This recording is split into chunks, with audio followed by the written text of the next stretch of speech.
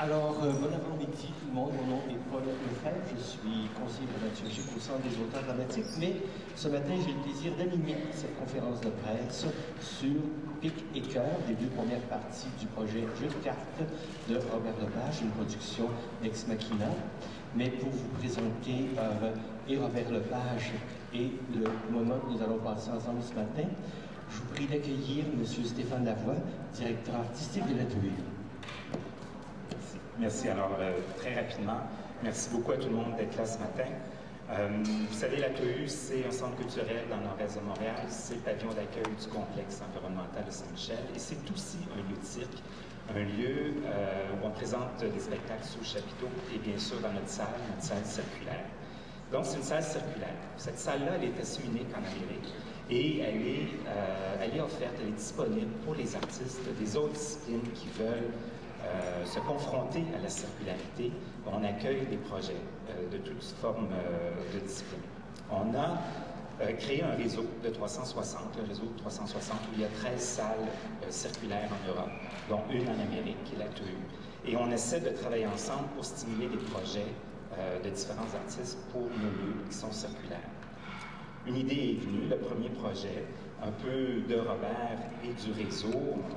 L'histoire a été de dire à Robert, ben, pourquoi pas avoir une création pour nos lieux. Et Robert est arrivé avec une création, mais de 4 spectacles. On s'était mal compris, on devait dire un spectacle, ça allait, mais... Donc il y aura 4 spectacles. Et aujourd'hui, on est très, très heureux, très fiers de recevoir 2 spectacles, les 2 premiers, Pic et Cœur. Et c'est aussi grâce au soutien de Unibo, soutien financier important de Unibo et du Ciel du Soleil qu'on peut recevoir ce spectacle. Et on est très, très content d'avoir Robert et son équipe, tous les artistes qui ont créé ce spectacle. Je passe la parole à Paul et Robert de vous raconter l'aventure de la création de ces 2 spectacles. Merci. Merci beaucoup, Stéphane. On va procéder de la façon suivante. Je vais m'entretenir avec Robert pendant 20 minutes. Ensuite, il y aura une période de questions de 10 minutes pour les journalistes qui n'ont pas d'entretien individuel avec Robert. Et quelqu'un de l'ATEU vous passera le micro. Alors, on va se tutoyer parce que sans ça, on va tout se mélanger. Alors que tu étais déjà tout jeune artiste, on peut même dire il y a une trentaine d'années, et que tu explorais la méthode de création, la méthode repère, tu donnais souvent le jeu de cartes comme exemple de choses à partir desquelles on peut créer. C'est un vieux projet, ça, travailler à partir des cartes? Bien, c'est ça, c'est pas un vieux projet, c'est juste que je me suis rendu compte, même encore aujourd'hui, même si je ne travaille plus nécessairement sous l'égide du théâtre repère ou de la méthode repère. Quand je donne des ateliers dans des universités ou dans des colloques, des choses comme ça, souvent j'amène le jeu de cartes parce que le jeu de cartes, c'est un point de départ qui est très comme universitaire, parce que je travaille un peu partout à travers le monde, des gens qui parlent de différentes cultures. Tu m'avais perdu? Oui, d'accord. Okay. Donc, ce qui est intéressant.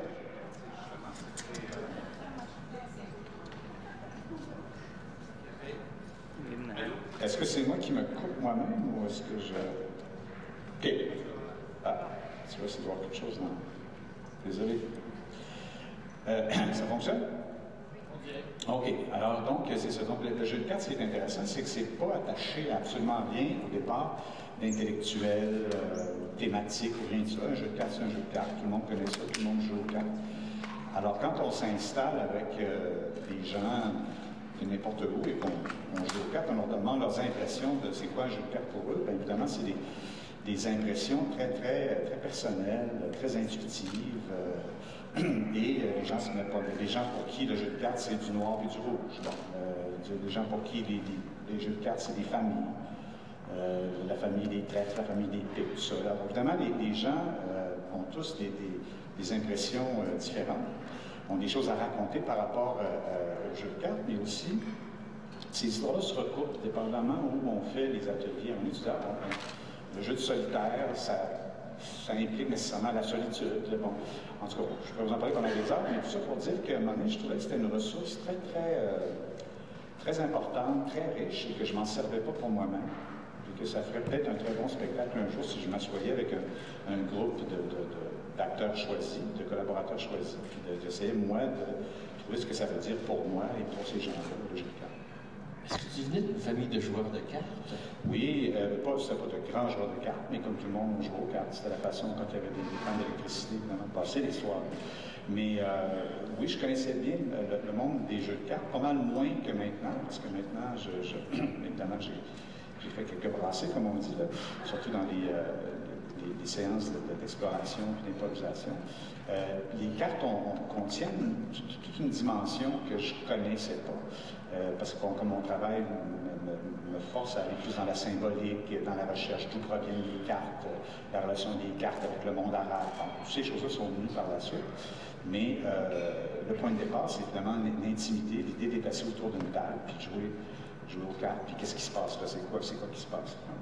Ça, cette idée-là, ça amène deux choses. Ça amène le circulaire, mais ça amène aussi pic, carreau, trèfle et cœur. Peux-tu parler des 4 lignes qu'on en a déjà 2, on a déjà pic, on a déjà cœur, et puis on pourrait dire en création, en rêve, en développement, il y a le trèfle et le carreau. Peux-tu parler du projet? Comment est-ce que c'est-à-dire qu'au départ, je pensais faire un spectacle qui s'appellerait Jeu de cartes. Évidemment, pour me rendre compte assez rapidement que c'était un peu ambitieux. Ça serait un spectacle de 12 heures. Donc, je me suis dit, tant qu'à faire un spectacle de 12 heures, si on faisait 4 spectacles de 3 heures, bon, c'est devenu 4 spectacles de 2 heures, 2 heures et demie à peu près. Ce qui fait que c'est comme un projet qui est un peu un projet de longue haleine, comme les autres projets d'Ex Machina, comme les 7 branches de Rota, qui est un spectacle qui durait 7 heures, la trilogie des dragons, qui durait 6 heures. On a fait Lip Sync aussi, qui est un spectacle qui a duré 9 heures. Donc, j'aime bien l'occasion de faire des espèces de spectacle fleuve comme ça, où on prend le temps de raconter une histoire, où le spectateur ne s'assoit pas sur sa chaise de la même façon quand il sait qu'il va passer 9 heures dans un théâtre. Donc, l'idée de créer une communauté autour de ça. Ce qui fait qu'un jour, le rêve, évidemment, c'est de revenir à Montréal avec les 4. Peut-être dans un festival, peut-être ici à la Torue dans la saison, mais ce qui fait que les gens reviendraient dans une même semaine voir les 4 spectacles. Pourquoi avoir commencé par pic? Et qu'est-ce que c'est que pic? Dans la suite, les vrais connaisseurs des cartes, je commence toujours par pic. Ensuite, c'est le cœur, ensuite, c'est le trèfle, ensuite, c'est le cœur. Ce qui est intéressant, c'est que les atouts viennent avec toute une symbolique. Anciennement, le jeu de cartes, quand il est amené du monde arabe vers l'Europe. Pendant les croisades, je crois. Oui, c'est évidemment peut-être pas sous la forme qu'on connaît aujourd'hui. On ne parlait pas de pique, on parlait d'épée. On ne parlait pas de cœur, on parlait de coupe. Hein, on disait la reine de coupe plutôt que la reine de cœur, tout ça. On ne parlait pas de trèfle, on parlait de bâton. Et le carreau, que les Anglais appellent diamonds, ben, en fait, ça vient du monde des affaires, ça passe l'argent, c'était des pièces de monnaie, si on veut. Ce qui fait que chacune des sortes venait avec une symbolique qui lui était propre. Alors, le pic est intimement lié au militaire. Le cœur, évidemment, est lié à l'amour, mais aussi au système de croyance, la religion, les superstitions. Le trèfle, c'est le monde ouvrier. C'est le bâton, c'est le paysan, c'est les révoltes ouvrières. Et le carré, c'est le monde des diamants, justement, le monde du marché des bijoux, le monde des affaires. Ce qui fait que dans le pic, la première partie que vous verrez la semaine prochaine, il y a déjà ces 4 éléments-là. On suit 4 histoires parallèles. Une qui appelle des personnages du monde des affaires, du monde des superstitions, des croyances, du monde militaire, évidemment. Et j'en oublie un. Oui, évidemment. Le monde du jeu. Le monde du jeu. Mais aussi, c'est que les cartes viennent avec toutes sortes d'autres données. On parle de hasard, on parle de probabilité, on parle aussi de bonne fortune. Alors, il y a plein de choses qui viennent avec le jeu de cartes qu'on a essayé, nous, d'intégrer. C'est sûr que dans le pic, il y a aussi tout le monde du tarot. Et les gens, souvent, oublient que le tarot, ce sont les arcanes supérieures du jeu de cartes. Parce que nous, quand on joue aux cartes, on arrête au roi ou à l'as, dépendant si on met l'as comme un ou deux. Mais au-dessus de ça, il y a les cartes du tarot. Donc, nous, en Europe, on a séparé les deux choses, mais ça faisait partie tout d'un grand jeu de cartes. Ce qui fait que le tarot est représenté aussi dans le projet de cartes. Et puis cœur, tant qu'à être dans les thématiques, les spectacles qui vont être présentés. Bien, cœur, c'est beaucoup le rapport avec les croyances. Une chose pour bien comprendre, parce que c'est un grand projet, c'est bien large, là, il y a bien des liens, puis bien des symboliques, je vais essayer de ne pas trop vous perdre dans ça, mais c'est que on s'est rendu compte en développant, surtout en travaillant sur PIC, que quand tu travailles sur le jeu de cartes, nécessairement ça t'amène dans le monde arabe. Et ça part de notre relation, nous, les Occidentaux, les Européens, les Américains, avec notre perception du monde arabe. Alors évidemment, je suis très à propos ces jours-ci, cette thématique-là, et on se rend compte qu'on a hérité de beaucoup de choses du monde arabe, et que la culture francophone, surtout, est très arabe. On utilise au-delà de 2000 mots quotidiens qui sont des mots d'origine arabe. Alors, dont hasard. Dont hasard, effectivement. Alcool, en fait, on liste. Ce qui fait qu'on est beaucoup plus arabe qu'on pense. Et donc, le projet, il fait ça un peu. Il visite le monde arabe par le biais des cartes. Et il parle de notre relation et de notre histoire. Dans l'histoire de cœur, par exemple, c'est intéressant parce qu'on parle du monde de la magie. C'est des cartes aussi, ça vient avec le monde de la magie et le monde de la superstition. Et alors, il y a une partie de l'histoire qui se passe à Québec et à Ottawa de nos jours. Et il y a une partie de l'histoire qui se passe au 19e siècle, à l'époque où Napoléon avait envoyé un magicien en Algérie pour essayer de convaincre les Arabes que les Français avaient de meilleurs magiciens, avaient de meilleurs marabouts et tout ça. Donc, nous, on est parti d'une vraie histoire. Et on a brodé ça, on a trouvé des liens avec le temps présent. Donc, c'est un projet qui nous emmène dans toutes sortes de directions. PIC, ça se passe à Las Vegas. En fait, c'est au printemps 2003, je pense.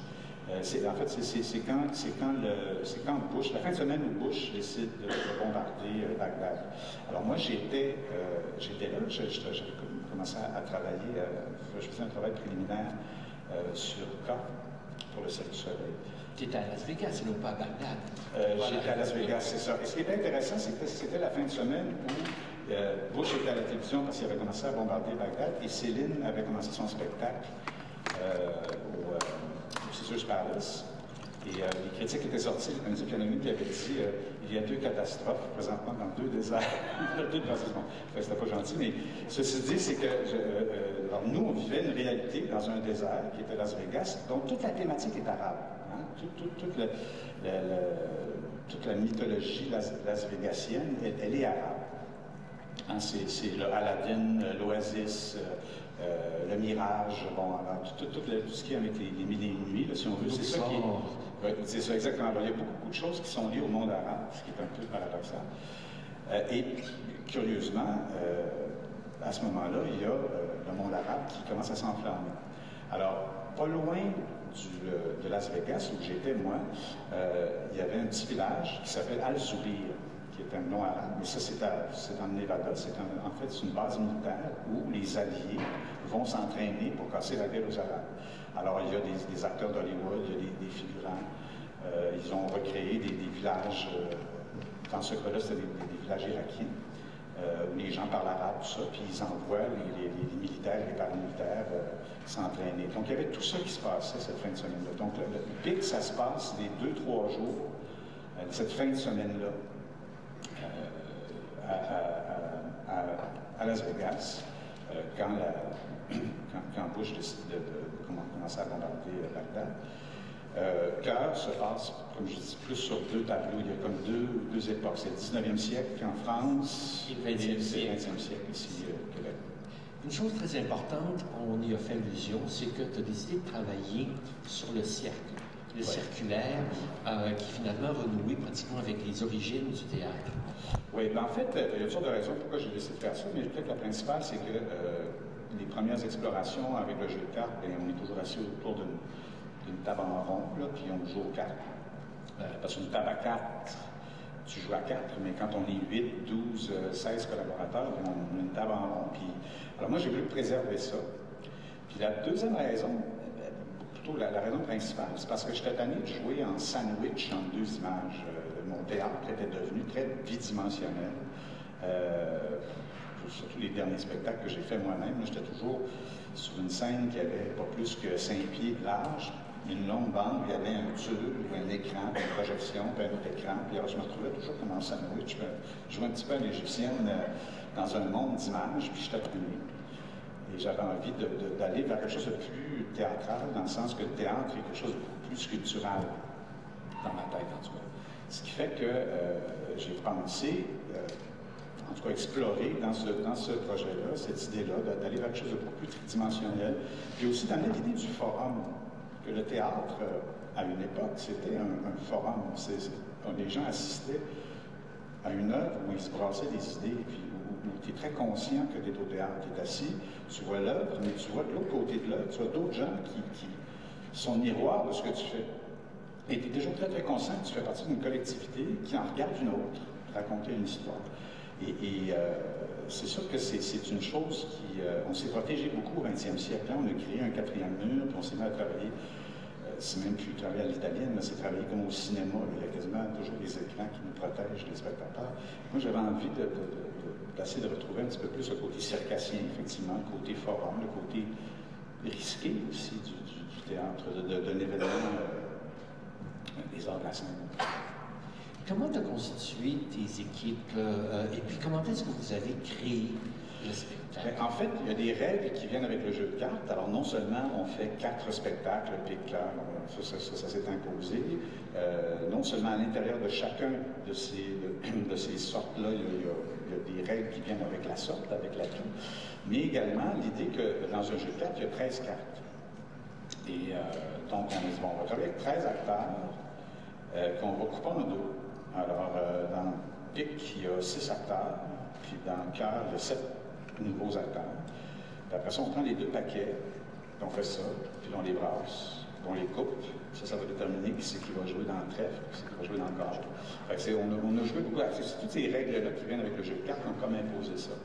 Il y a aussi les budgets qui ont imposé. On pense qu'un spectacle, on aurait dû faire 70.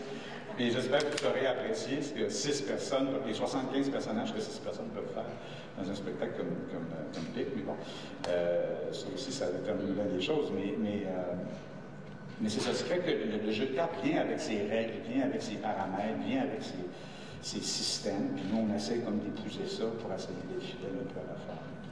Est-ce que vous avez, tu leur as passé les jeux de cartes, vous avez travaillé? Oh, oui, on a travaillé beaucoup, mais c'est ça, c'est que moi, je ne sais jamais où je m'en vais.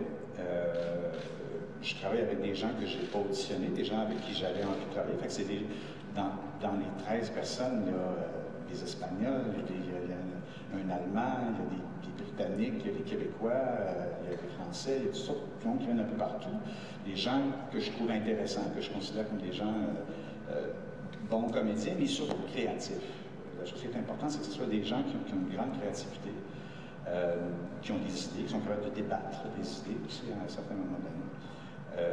Donc, je rassemble ces gens-là, puis je leur dis, je sais pas où je m'en vais. Puis là, tout le monde à part, parce que tout le monde, évidemment, dit, c'est quoi que je dois jouer dans, puis je n'ai aucune idée.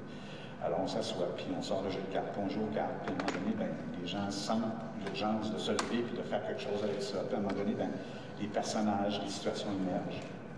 Et moi, j'essaie d'encadrer ça, j'essaie de ramener. C'est sûr que dès le départ, je savais que ça se passerait autour de Las Vegas.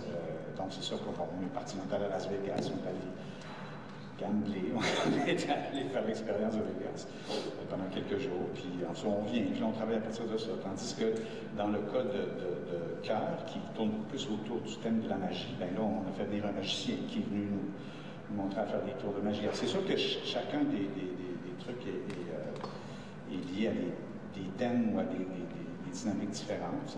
Par exemple, on sait déjà que dans Trèfle, ça va parler beaucoup des médias sociaux, puis le printemps arabe. Bon, donc, ça veut dire est-ce qu'on va sur Facebook ou est-ce qu'on va en Égypte? On saura quand le moment viendra. On sait que, par exemple, Carpo s'est dit beaucoup avec le marché du diamant, tout ça. Bon, à Dubaï, maintenant, qui est devenu la nouvelle Anvers, qui est devenu le nouveau lieu d'échange des diamants. C'est ça, parce que ce qu'on trouve les budgets, les moyens pour aller passer un traitement naturel, je ne sais pas, mais on va trouver une façon. Apportez votre argent liquide, il y a des machines distributrices de lingots d'or. Probablement, oui, c'est ça. Mais en tout cas, c'est le genre de choses qu'on a envie, bon, évidemment, il faut être raisonnable dans nos explorations, mais chacun des spectacles vient avec ses exigences, puis on essaie de se mettre dans l'état, on essaie de... Et à partir de là, ben, il se passe plein de choses.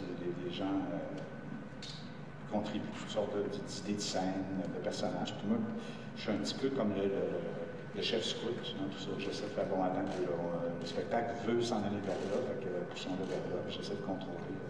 Et le spectacle aussi, les spectacles se développent aussi devant le public, comme tous les autres spectacles que j'ai fait avant. Alors oui, on arrive bon, dans un festival ou dans un pays, une salle, un lieu qui nous accueille, et là, on présente le spectacle, mais on en profite pour le réécrire, parce que évidemment, on a beaucoup de feedback, les gens nous parlent beaucoup des spectacles, nous écrivent, ce qui fait que, bien que PIC a beaucoup tourné depuis 2 ans, c'est une nouvelle mouture qu'on présente à Montréal. On profite du fait qu'on est ici pour encore écrire, sculpter, essayer de renforcer la chose. Et quand on le reverra dans la tétralogie complète, dans quelques années, le spectacle sera aussi vraisemblablement. Probablement. Et ça, c'est tu viens de dire un mot intéressant, tu as parlé de tétralogie. C'est ça qui est différent avec un spectacle comme Lip Sync ou la trilogie, tout ça, où on a essayé longtemps, avec Ex Machina, de faire des spectacles fleuves, mais qui. On se disait, ça va tout être des spectacles indifférents. Quand on fait la trilogie des dragons, le dragon vert sera indépendant des autres. Mais c'est pas vrai. Tu ne peux pas voir juste le dragon vert sans voir les autres. Oui, c'est une histoire en elle-même, mais bon, on n'arrivait jamais à...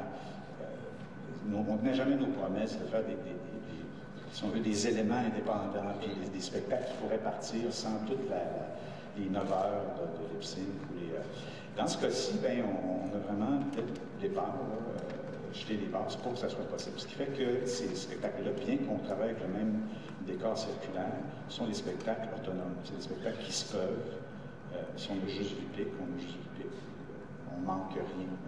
Pas qu'on manque rien, mais je veux dire, il nous manque rien pour comprendre PIC. Et même chose pour Cœur, puis on l'espère, les 2 autres spectacles. Merci beaucoup, Robert Lepage. On va passer aux questions des journalistes de la salle, ceux qui n'ont pas d'entretien individuel avec toi. Alors, qui distribue le micro? Voilà. Alors...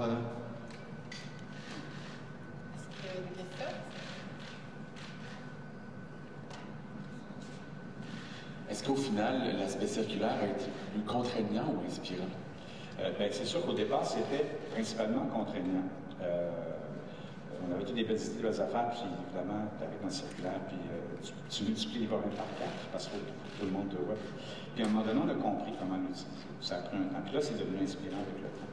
Mais c'est sûr qu'au départ, c'est extrêmement contraignant. Mais moi, j'aime beaucoup ces choses, j'aime beaucoup ces défis-là, de dire, bon, on est devant une affaire quasi impossible, comment on solutionne ça? Puis tu finis par trouver une solution qui soit poétique, qui n'est pas juste une solution technique, une solution artistique. Alors, c'est vrai que Allô? Les premières incarnations du spectacle, c'est sûr. Être montré. C'est un micro d'Ex Machina, je vous ferai remarquer. On a nos propres problèmes techniques. En fait, c'est ça. Moi, j'aime bien travailler dans ces contraintes-là. Je trouve toujours que ça... Puis aussi, ça questionne aussi. C'est quoi un événement live? Hein? Travailler en circulaire, ça t'oblige à faire ça. Ceci dit, c'était pas la première fois que je travaillais en circulaire. J'avais travaillé... Le dernier spectacle de Peter Gabriel que j'ai fait, il était en circulaire. Ce qui fait que, bon, j'avais déjà une idée là, des problématiques qui viennent avec ça. Quel rôle que joue la salle dans le circulaire pour toi? Est-ce qu'elle est légèrement éclairée ou tu la gardes dans le noir? Bien, c'est-à-dire que c'est impossible de la garder dans le noir parce que, justement, la lumière reflète tout. Un des grands défis techniques et pratiques de jouer en circulaire, c'est où sont les coulisses? Où se change-t-on? Donc, les gens vont voir, ce sont en fait des comédiens acrobates, d'une certaine façon, parce que tout le monde est à 4 pattes en dessous de la scène, puis ils ont des mini-loges. Et en tout cas, on vous invite éventuellement à visiter la station à hôpital qu'on a créée en dessous c'est assez inhumain comme condition, mais les gens aiment ça, si vous voulez. Puis ils se sont inventés des petits trucs à roulettes pour les techniciens pour eux. Puis en tout cas, il y a toute une espèce de... Et c'est vraiment fait comme une station spatiale. Tout le monde a son petit coin, tout le monde a sa logique, les changements de décor, les changements de costume, le maquillage, toutes ces choses-là. Fait qu'il a fallu réinventer la coulisse, si on veut. Et ça aussi, c'était une énorme contrainte au début. Puis là, c'est devenu une partie de fun.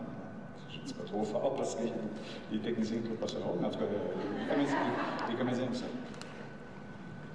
Oui, ici. Oui. J'aimerais savoir si le spectacle s'attaque à certains préjugés qu'on a par rapport à la culture arabe, et si oui, lesquels? Oui. En fait, PIC est plus concentré sur... parce que Las Vegas, c'est comme une espèce de carrefour de toutes sortes de mondes et de toutes sortes de classes sociales.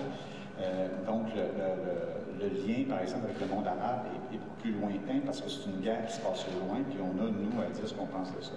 Mais dans le cœur, on s'attaque à ça plus, parce que le cœur, c'est, en gros, c'est l'histoire d'un fils de chauffeur de taxi de Québec, parce que à peu près tous les chauffeurs de taxi à Québec maintenant sont du Maghreb, sont soit algériens ou marocains ou tunisiens.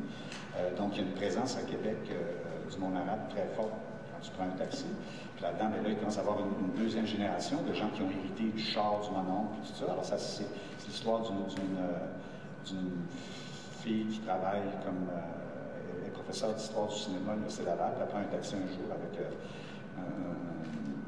un immigrant marocain, en fait, un fils d'immigrant marocain qui deviennent amoureux. Puis on suit toute leur histoire d'amour, puis on suit ce qui est attaché à ça. C'est sûr, avec tous les débats, en ce moment, avec la charte, tout ça, nous, on a fait ça pour ça.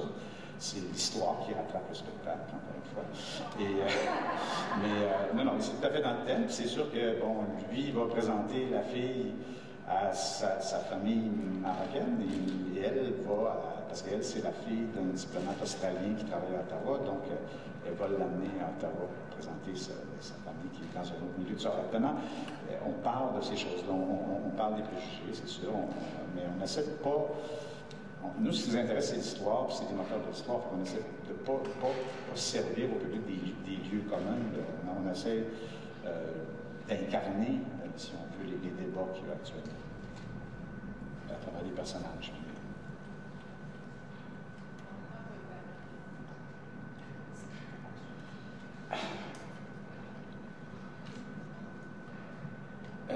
Bonjour. Le spectacle est donc présenté ici en première québécoise et Cœur en première nord-américaine. Est-ce que vous pouvez nous expliquer où ça a été présenté auparavant et comment ça a été reçu, étant donné qu'il semble y avoir un point de vue quand même assez occidental? Oui. En fait, le spectacle, bon, PIC a joué quand même beaucoup dans les 2 dernières années. Il a été créé à Madrid, dans un lieu circulaire comme ici, qui est en fait un lieu où on reçoit normalement les sites. Et ensuite, il a beaucoup voyagé en France dans des lieux circulaires, parce que, comme on le disait tout à l'heure, il y a en Europe surtout, et de plus en plus en Amérique, un circuit de salles circulaires. Donc, nous, on a suivi ça, ce qui fait qu'on a joué beaucoup en France, à Paris, à Lyon, à Amiens, en tout cas plein d'endroits. Puis on a joué à Londres aussi, au Grand House, on a joué à Vienne. Ça jouait à Moscou dans un vrai cirque où on entendait les lions puis les éléphants, puis où ça sentait le fauve. Alors, c'était très particulier. Mais c'est sûr que chaque pays où on joue, chaque culture reçoit des choses différentes. Il y a des endroits où le spectacle, où les gens trouvent ça beaucoup plus drôle, c'est sûr, ça vient toujours avec. Et le spectacle aussi est polyglotte. On se le tienne pour dit. Il est en français, en anglais, en espagnol, il y a de l'arabe, en tout cas les 2 spectacles, il y a beaucoup d'arabe dans le deuxième, ce qui fait qu'il y a beaucoup de sous-titres. Il faut s'habituer aussi à cette dynamique-là de comprendre avec l'anglais qu'on possède ou en lisant les sous-titres, mais on est dans un lieu circulaire, alors où sont les sous-titres? Alors, il faut mettre des sous-titres au clair. Alors, c'est très, très complexe tout ça, mais c'est un spectacle polyglotte qui est à l'image, évidemment, de ces carrefours-là, qui sont des carrefours polyglottes aussi. Et qui sont des tours de Babel, en fait. Mais bon, c'est un spectacle qui est reçu différemment partout. Ça raconte quelque chose de différent mais on n'est pas allé encore dans le monde arabe, on n'est pas allé en Asie avec encore. C'est sûr que c'est reçu différemment partout, c'est sûr. Puis il y a des éléments qui touchent plus les gens que d'autres. Et le Cœur vient d'être créé. On l'a joué à la Biennale de la Rure.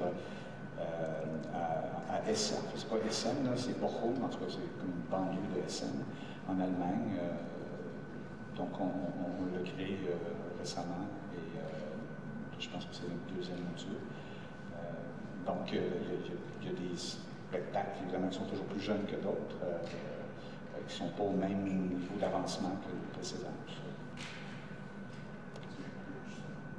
Oui, il y a toujours beaucoup d'ajustements. Ça fait partie du sport, du théâtre. Robert Lepage, immense merci. Merci à vous d'être venu partager ce moment avec Robert Lepage ici à la TOU. Alors, ça va être le moment pour les entrevues individuelles et c'est Nathalie Dion qui vous guidera. Robert. Merci. Merci tout le monde.